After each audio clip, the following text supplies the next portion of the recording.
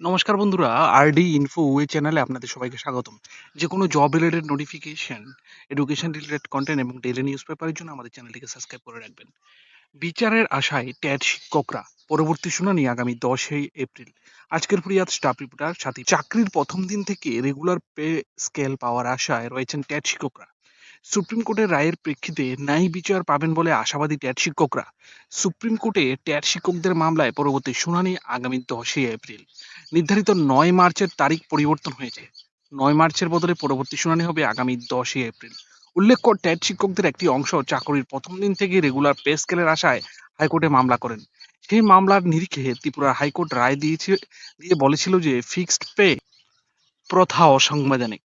চাকরির প্রথম দিন থেকে রেগুলার পে স্কেল দেওয়ার নির্দেশ দিয়েছিল ত্রিপুরা হাইকোর্ট। কিন্তু রাজ্য সরকার সেই রায়ের বিরুদ্ধে সুপ্রিম কোর্টে একটি এসএলপি করে।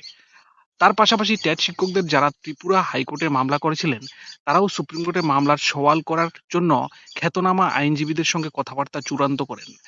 মামলাকারী ট্যাট শিক্ষকদের বক্তব্য, তারা আশাবাদী তাদের জয় নিশ্চিত। খ্যাতনামা আইনজীবীর সঙ্গে কথাবার্তা চূড়ান্ত করে রাজ্য ফিরে আসেন শিক্ষকরা। পরবর্তী শুনানির সময়ে ট্যাট শিক্ষকদের হয়ে আইনজীবীরা সওয়াল করবেন। আইনজীবীদের সঙ্গে কথাবার্তা চূড়ান্ত করে রাজ্যে ফিরে আসেন শিক্ষকরা। পরবর্তী শুনানির সময়ে ট্যাট শিক্ষকদের হয়ে আইনজীবীরাও সওয়াল করবেন।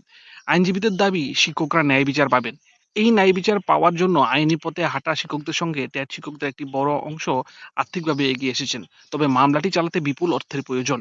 এই পরিস্থিতিতে মামলার জয় নিশ্চিত করতে খ্যাতনামা আইনজীবীদের সঙ্গে কথাবার্তা চূড়ান্ত করছেন মামলাকারী শিক্ষকরা।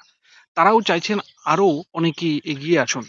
ট্যাট শিক্ষকদের একটি বড় অংশ মামলার পক্ষে, কারণ হাইকোর্টের রায় কার্যকর করার দাবি করেছেন মামলাকারী ট্যাট শিক্ষকরা।